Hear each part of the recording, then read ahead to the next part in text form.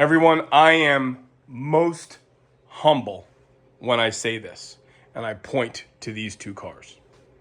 This is something that's very near and dear to me, and I don't take it lightly. Not many people can say they still have their very first car. But what about the car that they bought for their girlfriend, who became their wife, and drove it in their wedding 30 years ago? Let me tell you a story about this car and why it's so special, even though it's just a Lemans.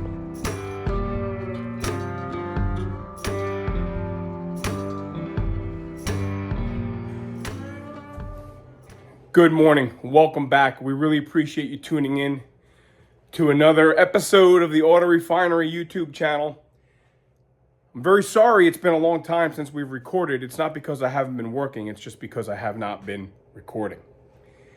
We thrashed on Alyssa's convertible because we wanted to get that done for her college graduation. Remember, those who are just new to the channel or just tuning in, we built that Nassau Blue 69 Cutlass convertible for my daughter to graduate high school. Well, guess what she's doing tomorrow? She's graduating college. So what John and I did, and if you go back a few videos, you'll see we put a convertible top on that car, along with other things, disc brake conversion, etc. That was thrash number one. But another big event is happening next weekend for us. And that's what brought me to thrash number two. Let me tell you what this is all about. So back in 1993, my wife and I began to date. And in 1994, the OG was not in the condition it's in now, or was in the early 2000s at its prime, I would say. And Jen and I went to a Friday night car cruise. And we were just there to spectate. And we saw this 1967 Pontiac Lemans there. It had a paper plate behind the wiper blade that said for sale. And I want to say the car was $2,500, $2,000. We drove this car that night. Jen drove it. Ran good. Dan, who we bought it from, who I actually lost touch with for many, many, many years. And then we a couple years ago found the paperwork again. It was kind of locked away. And I contacted him, and he was wondering where that car went and where it ended up. And I said, it ended up right here. So in 1994, we buy the car. Technically, the bill of sale that I have from him says July 10th of 1994. It was a Sunday. And we had the car that summer, 94, 95, and then Memorial Day weekend, 1996, I drove the car to our wedding. And that's going to be 30 years ago. So when I tell you guys that these cars that we play around with oftentimes have a long, long history, it's because they literally have a long, long history. And I don't say this without understanding the gravity of that and what that means for family, for friends. Particular friend played a very significant role in helping these two cars stay where they're at, basically. I'm not going to get into that in this video, but the reality is that when you're in this game and you're in it in your heart and in your soul, and you love what you do and you want to do what you do better each time, you get really attached to these dang things. So it's crazy, right? My first car, drove that car to my wedding. My first wife, still original wife. My daughter's graduating college. All these crazy things are happening. And I have forced these old cars into this life. And my family, my wife especially, has been tolerant. She came to drag races. She came to car shows. She drove that Lemans, man. She drove that Lemans to the local community college where she went. She worked at the Friendly's restaurant. We had a Friendly's restaurant here in town, and she would drive this car to work then. This car, without a doubt, is the car that gets the most looks. People, Alyssa and I had it out last night just for a quick little cruise. Every single person that saw this car, it's thumbs up, it's high fives. I mean, that is just a pretty, pretty, pretty car. And I'm very happy that it's still here. It's still got Dan's paint job on it from when we bought it. The vinyl top we did get replaced 1997. I have the receipt for that. There was a local trim shop that I used to use at my regular shop, and he put that vinyl top on for me in 1997. A couple engines have been in this car, and how about I turn the camera around, show you the car a little bit, show you some paperwork I have, and then we'll just celebrate the win. That is being an automotive hoarder. So it's originally a 326 two-barrel, two-speed. It was never in that configuration since I've had it. What it had originally was the original 326, which is right here. It was converted to a four-barrel by Dan. Had an Edelbrock Performer intake in it with a four-barrel, obviously, and headers. It does have a Turbo 350 in it with a shift kit. That Turbo 350 is what Dan put in it.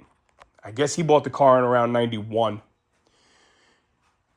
And that transmission's still been in it. I've never had that transmission out. He converted that rear end to 355 posi. I've never had that rear end out.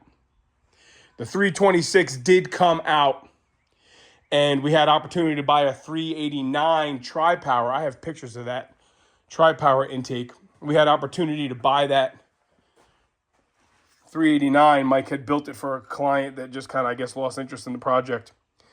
And we had a 389 GTO motor in this thing for a while. The GTO motor ran good. The Tri-Power motor ran pretty good. And it ran like a Timex, man. I mean, it would just like low 14s at 95, 96 miles an hour all day long. On the track, it felt like it was closer to the OG. On the street, I know those Pontiac guys out there, Stevie B included, those 389 Tri-Powers run pretty good, but this W31 on the street's really no slouch. And would if it had good traction, that second gear would definitely beat that Tri-Power pretty handily. But what a great running engine. The car fell into a state of, needing a lot of things. And knowing that the engine was not original to the car, I then marketed, because it wasn't even an original Tri-Power 389. So I marketed the carburetors and intake on eBay, I believe, years ago. I say years ago, probably in the 08 range, 09. Sold the intake and carburetors to a woman, I believe in New Mexico. She was buying them for her husband for a birthday or holiday or something. And I found a guy, I believe it was in Staten Island, New York, who, as I recall, found his high school 65 GTO or one like it. And actually, he committed to buying the long block first. He drove here from Staten Island. That was around 08. I got pretty hurt in 08, broke my leg pretty badly, so I was in a wheelchair for a while. And I believe he came and drove the car with the 389 Tri-Power in it to confirm that he wanted it. And I said, give me a couple weeks and I'll pull the engine out. I'm kind of busted up here. And he did. He was patient. Came here with a little Jeep Grand Cherokee and a trailer. Took the 389 long block out of here for his GTO. Then I sold the Tri-Power. That's how it worked. That left us with the original 326. So Brother Joe decides he wants to get into muscle cars, so he takes the Lemans for a while down in Florida, and some yahoos down there try to build the 326 hotter than it probably should have been, and they, quite literally, they frigged it all up. So the car came back up here, and I bought a 400. It's got a 1975 Pontiac 400 in it now. And I bought it from a guy in the Poconos in Pennsylvania. Might have been Craigslist days. And great guy, Eric. I mean, to this day, I'll still send him a text every time I start the motor up. He ran it on a stand for me, and he said to me, if you don't like this engine, if it doesn't run well for you, Dude, I'll come help you pull it back out. That's how confident he was that I was going to love the engine. Alyssa and I, we have some pictures there. She was a kid. Nicholas gave us a hand, but pulled that Hurt 326 out, cleaned up this 400, didn't even go through it. It's had a timing chain and stuff done to it, but we just cleaned it, painted it, put it in the car. That's over 10 years ago. Runs awesome. Not a hot rod. I mean, it'll do burnouts. Car's got a line lock, so it's a good burnout car. But that 400 is just a nice blah, blah, blah, blah, blah, blah, blah, nice smooth running thing. No big overcam nonsense that makes it really difficult to drive. It's got power steering with an updated box that Dan did. It's a power disc brake conversion that Dan did. It's just a great driving car. It really is a great driving car. And that 66 to 67 body, I feel like sometimes they're just a little bit more robust. You know, it's just such a solid car.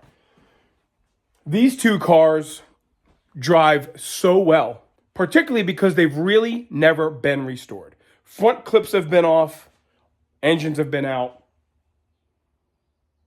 rear ends and transmissions have been out. The doors have never been off either one of these cars.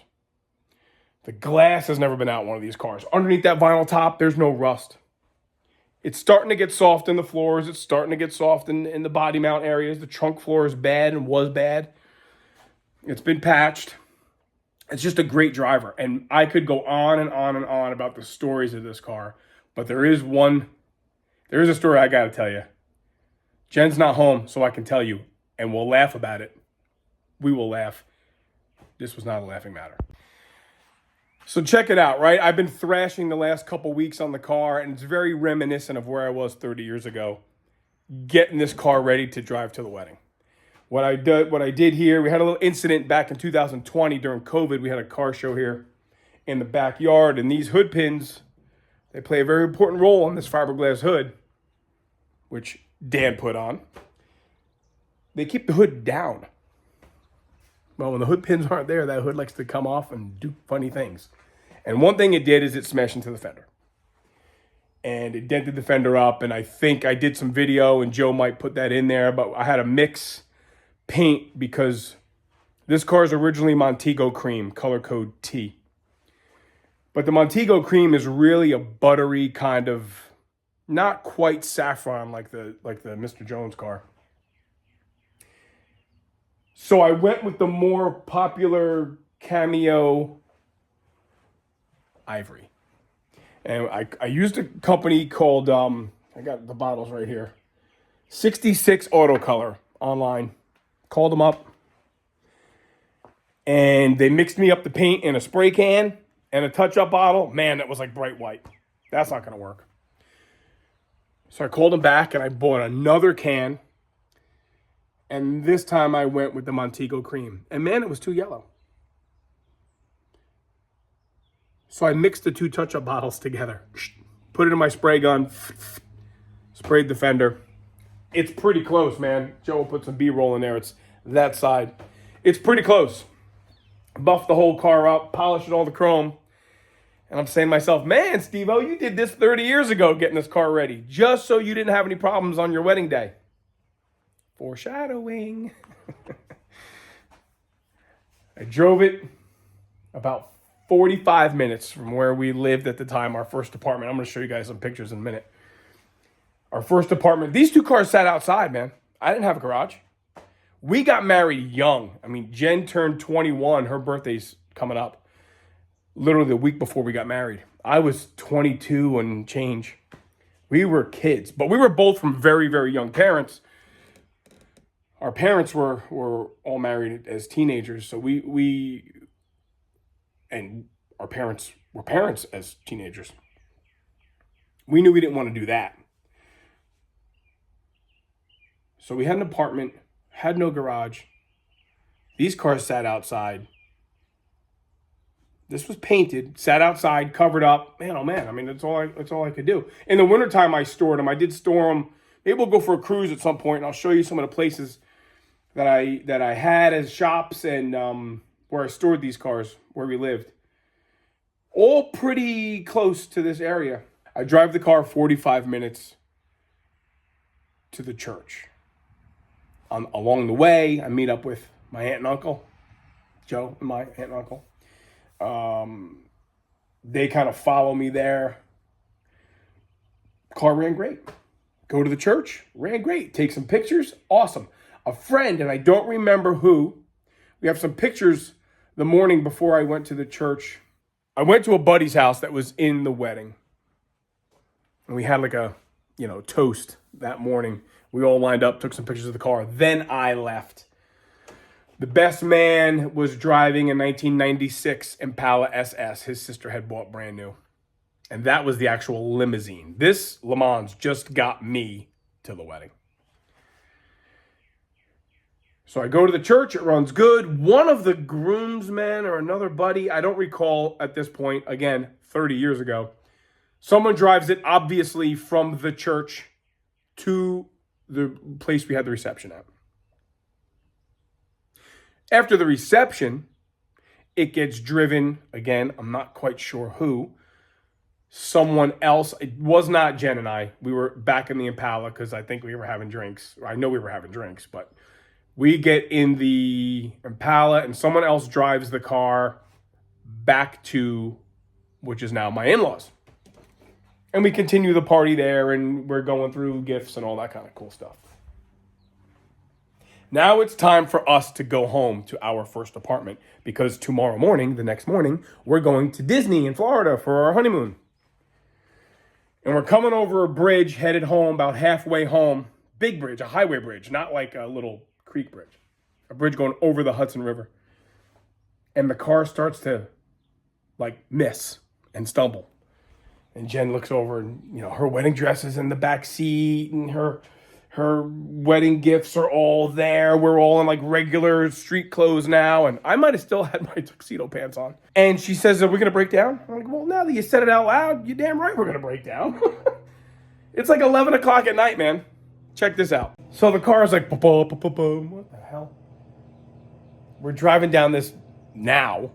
It's funny. It was not freaking funny. We're driving down the road and the damn car turns off. Burp. Nothing. I coast to the other side of the road. There was it's still there, a little convenience store. Was a gas station convenience store at the time. Remember, 1996. For all you young people out there, no cell phones. Okay? You were lucky if you were somewhere where there was a payphone. Now you got to have a quarter. I'm telling you, I did not have my first cell phone until after we were married. I'm knocking on neighbors' doors. It's 11:30 at night just to make a phone call to get a ride. Jen is, of course, not really thrilled. It was a long day. We're both pretty tired and we're stressing because we got to get home and get ready because the best man's picking us up to go to the airport in the morning. So she yells out the window, I found a quarter. In her purse, she had a quarter. And there's a payphone there that worked. So I call a friend one of the groomsmen who was, I knew home. Man, he was probably living at the time 40 minutes from where we break down. But I knew he was home. So I call him up. He has to drive from his house down to where the car is broken down. We load up all the gifts, Jen's wedding dress, into his Jeep Cherokee. He drives us to our apartment. There's not a lot of talking going on right now, as you can imagine. We drop Jen and the gifts off. I believe then he goes home. I get in my pickup truck, my S10. I had a cool little extra cab S10. Pretty mint, actually. Drive that truck to the shop to get the flatbed. Drive the flatbed 25 minutes south to go get the car. Drive the car, tow the car to the house. Drop the car off, get back in the flatbed, go to the shop, get my pickup truck, come home. This is how I spent the wedding night. As I'm covering the car, because it's time to get ready to go to the friggin' airport, the best man pulls in. And he said, what are you doing out here? I said, man, I just got home. The Lemans friggin' broke down. What? Because Knock on wood. My stuff usually doesn't break down unless I break it.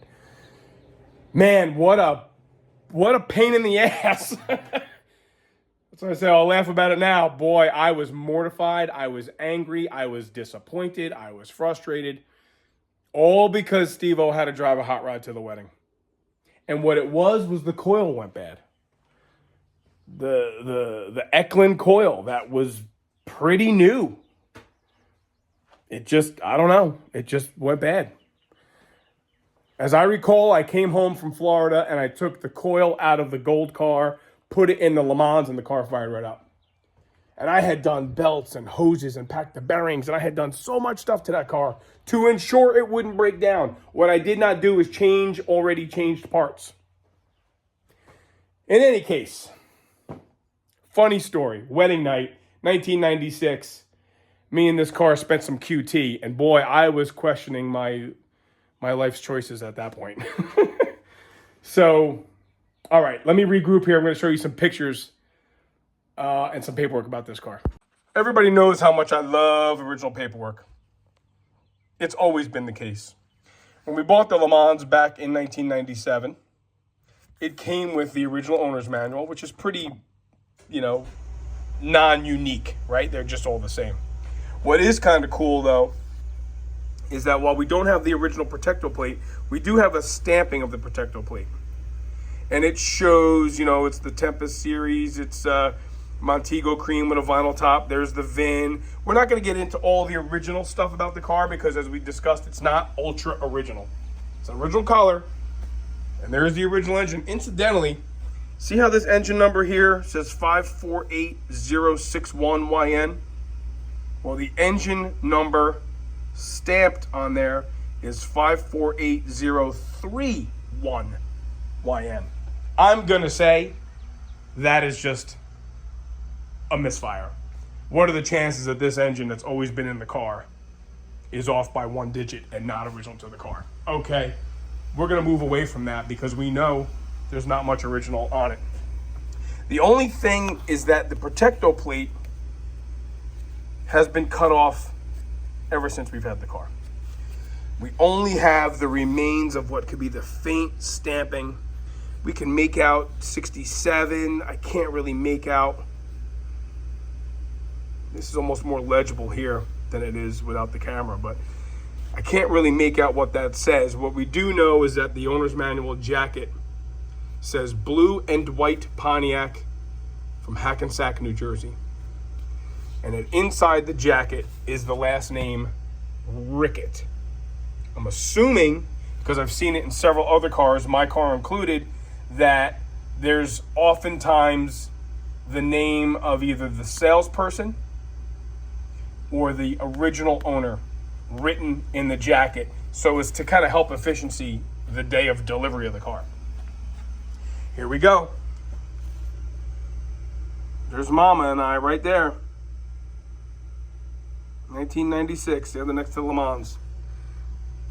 There's some of the groomsmen and the Le Mans right there. Unfortunately, we are going to mention this. That's our good friend Paul right there. He's no longer with us. He actually left us back in 1999. Very sad, but we loved him. We love him now. What a great person to have part of that day. Moving on to pictures of our first apartment. This must have been the spring after we bought it, because when I bought the car, it had like belted TAs on the back, big flat square bias ply tires. It did have these 15-inch rallies, but it did not have radial TAs. I put them on. This is Jen, obviously. I think it must be like Easter morning or Mother's Day morning. Must have been Mother's Day morning because it would not have been that green at Easter. And we were obviously taking the car out. But remember, this car was purchased for her, so she could enjoy the muscle car game. There's a picture of the S10 and the OG and the Le Mans. She had a Nissan Sentra at the time. That did not make the cut for the pictures. But this was our first apartment, and that's where I kept them, right opposite these this driveway here, right opposite the driveway. I've had them backed up against the building. This is the backyard of the apartment. This is parked in front of our first house.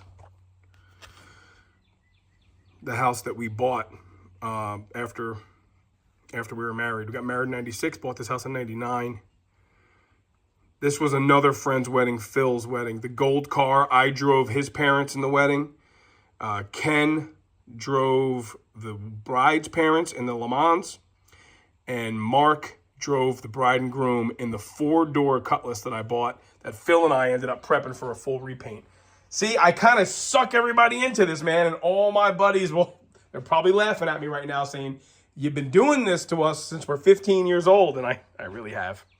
Sorry, guys, but it's the way it is. Here's a car show we used to have at a shop. Our shop. This is an old poster here of the shop I used to run for like 15 years. And there's the two cars kind of parked outside the showroom. That's Stevie B's 64 GTO there in the back corner. John's El Camino. That's Ken standing there with the white shirt. John's El Camino is parked in the garage part of the shop. This was our showroom sales portion, and this was our repair shop. And John's El Camino was in there because I had just put that El Camino together for his father. And that car's been around since, I don't know when I did that car, but that's why we call it the OE, because that's been around a while. What else can I show you here? These are some old registrations from when Dan had it, from when I first registered it. Some receipts. The receipt for the, let me see here. The receipt for the vinyl top, 1997. I did send away in 1995, I did send away to PHS to see what they could tell me about the car. And unfortunately, if you see here, thank you for your recent inquiry for VIN number, blah, blah, blah. Unfortunately, your vehicle is not in our microfilm. When the information was transferred to microfilm, some files were omitted. Attached, you will find check number 241 in the amount of $25 as a refund. And then they just sent me all of this other stuff that's just kind of generic information. So I've tried it. They don't have it. That's that. Okay, that's a pretty long, thorough, comprehensive breakdown about that car, some of that car. You know, it's really what it's about when I say to you guys, these cars have a long history with us. It's like the cars that we have either have a long history or are about to have a long history. We're really not good at selling and letting go. We're just not. Even Alyssa's car, you know, we bought that car for her before she had her driver's license, and she's literally graduating college tomorrow. She's like, that car is never for sale. These two cars have been together, parked next to each other. I have so many pictures. Joe's probably gonna want me to sit down and send a lot of pictures. I have pictures of a garage I used to rent where I used to store them together. Obviously at our first apartment, our second apartment. You've seen them at our first house. And even things like skid mark. I mean, you know, obviously once you get them, skid mark is our brown kind of beat up patina shop truck 72 El Camino. For those who don't watch regularly. I guess that's the beauty. If you buy what you like and then you don't have the temptation to sell. Years ago, to fund all of this, I would actually set out to purchase cars to sell. Some of them that I do regret selling. My 1990 454 SS pickup. It was a 90, so I wasn't overly thrilled with that, but that got sold. Nicholas was a baby. You know, my 24-year-old was a baby. 68 Hurst Olds, but cool story with that 68 Hurst Olds that we're going to do a video on that. I've reconnected with the people I sold that car to 20 years ago. They still have it, and they were here. They got the frame that came out of Dave Rooney's 68 442 donor chassis car. That frame for another project, not the Hurst Olds, the guys I sold the Hurst Olds to, ultimately, and the guy working on it, were here. kind of side note there, but kind of small world stuff. So, but maybe we'll take a cruise. Maybe Big J will come over. It's a beautiful day. Graduation eve, so I got some free time here. And we'll just go out and experience the day in some cars that I've basically had kicking around here for 3+ decades. Maybe it's time for something new. Maybe it's time for a new hobby. Open to suggestions. Running out of room, so I'm open to suggestions. So coming up on the left here is going to be a house that has a detached garage that I used to rent to store this car and the Oldsmobile, because like I said earlier in the video, we did not have a garage at our first apartment. That's crazy to me. I mean, I had the shop, Yeah, that's but I could leave cars there, you know, but the problem is leaving them in the shop. If the shop was busy and it was pouring rain, the cars had to go outside. So I didn't like that, you know, at the shop. So I would at least leave them home and they were covered up in the summertime. In the wintertime, I rented this garage. I think it was 2 winters. It turns out, too, there's some local folklore about this house. This house, as luck would have it, one of the prior owners of the house, they had 2 Oldsmobiles. They had a red 442. I don't think it was a W30, but they had a yellow car. It was a W30, and that car is still around. The sad, weird, tragic end to the story is that one of the sons actually shot his father at this house. So we're not going to share names of roads or addresses, but we will show you. It's kind of, I guess you'll have to reach over. It's a big Victorian kind of house here on the left. And that detached garage up there, that gray garage in the back. I rented that garage, and this car and the gold Oldsmobile were in there. I have a Polaroid, I think, with the trophies on the hood of it to show that the cars were for exhibition use. And that was not really a shop. We just stored them there. I don't even think, quite honestly, that there was power in the garage at that time. So that's location number 1. Now I think what we'll do is we will, because we're so close, we are going to backtrack here, John. right. I think we're going to drive by our first apartment where these cars actually sat outside. And there's pictures, again, earlier in the video, there's pictures of Jen with this car outside.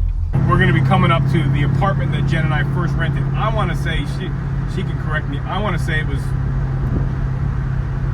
$400, $425 a month. Nice. And we thought we were freaking broke. So what year was that? Well, it would have been, started dating in 93, would have been 94. Because I bought this car in July of 94. And we were already living together. Okay.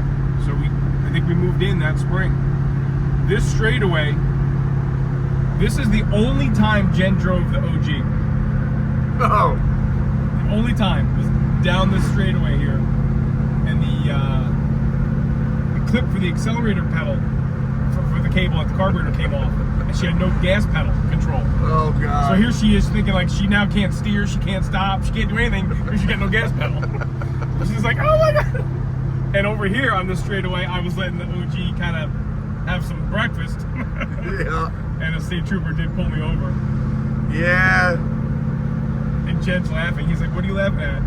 She's like, he never drives this car. He really never drives this car. All right, coming up on the right is a little apartment complex. I don't think the sign is out here anymore. There's a little row. Yep, they're all still there. So the building on the left, the apartment on the left, that was right there where that chair and the grasses and stuff are. That's where these cars were all parked. That was our deck. That's cool. And that's where we lived until we moved into, well, I'll show you our second apartment. Or yeah, $400, $425 a month, something like that. Kill. That's actually where we were living when I first got in touch with Jeff Leckinger, the original owner of the OG. Okay. That's where we were when you had to, like, you know, call information and get a phone number. And all that stuff. We're gonna turn around here on this road because we're gonna go back. All right. Leave the cars were sitting out there. We went on our honeymoon. I told the story about the car breaking down, which this is where we're gonna go next. But when I towed the car home the night of our wedding, I dropped it off at this apartment where we lived, and we went to Florida for a week. And the gold car and this car sat there, covered up for an entire week outside while we left the state. What was I? A newlywed, man. Now we're gonna take a little bit of a ride. We're gonna go to where this car actually left us on the wedding night. We'll take you to that little place. We might have to go in there and explain to them why we're recording. Yeah, exactly. That'll be funny. Maybe we'll pass it. That's what I'll do. That's what we'll do. Let's do that. Let's do the pit. Shut it off as you're rolling in. Yeah, that's what I'll, yeah. Coming down the road, we came over the bridge on 84, and the car was missing. And I remember nursing it down this road 11:30 at night. And I come up over the top of this hill, and as conveniently as could be, right about here, the damn car turns off. Woo! And I coast to where we're gonna pull in right now. I coast into this parking lot, right where that black car is parked.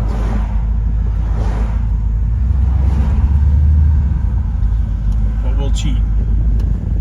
I parked right here, and we were stopped. This place was closed.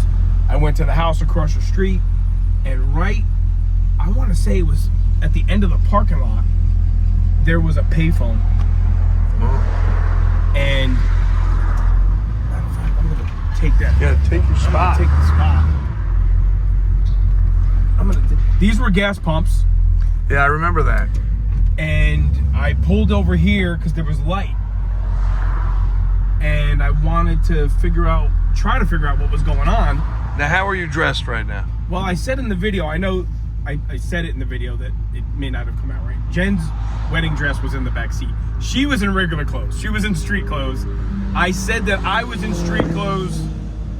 I think I might have still had my tuxedo pants on, and I was in a t-shirt. And the back seat had our wedding gifts, and the wedding dress was back here. And there was one Right light there. here, that house.